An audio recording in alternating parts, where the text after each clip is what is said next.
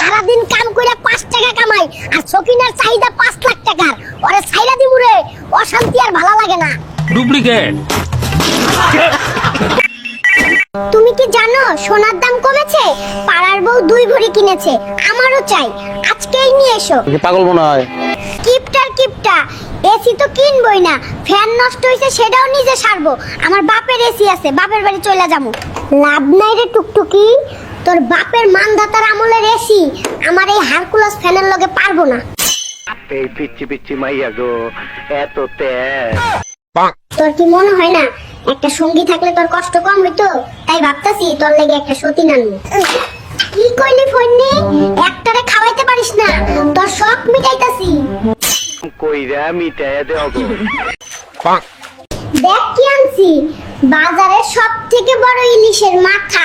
তুই ইলিশ খাইতে চাইছিলি, ওরে কঞ্জুস রে, কত শখ কইরা ইলিশ খাইতে চাইছিলাম, আর নবাবজাদা আনছে রুই মাছের মাথা। জামাত তোরে আনাইছি।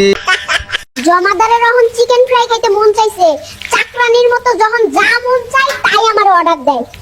টুকটুকি তুই মুখে যাই কস, মানুষটা কিন্তু ভালো আছস। চিকেনের লগে কি একটু ফ্রেঞ্চ ফ্রাই কইরা দিবি? জীবনে যেই কাজ করিনি ফইন্নির ঘরে আইসা তাই করা লাগছে। জীবনটা তেজপাতা কইরা দিল, এক্কেরে চাকরানি হয়ে গেলাম। ওই টুকটুকি বড্ড পটপট করি।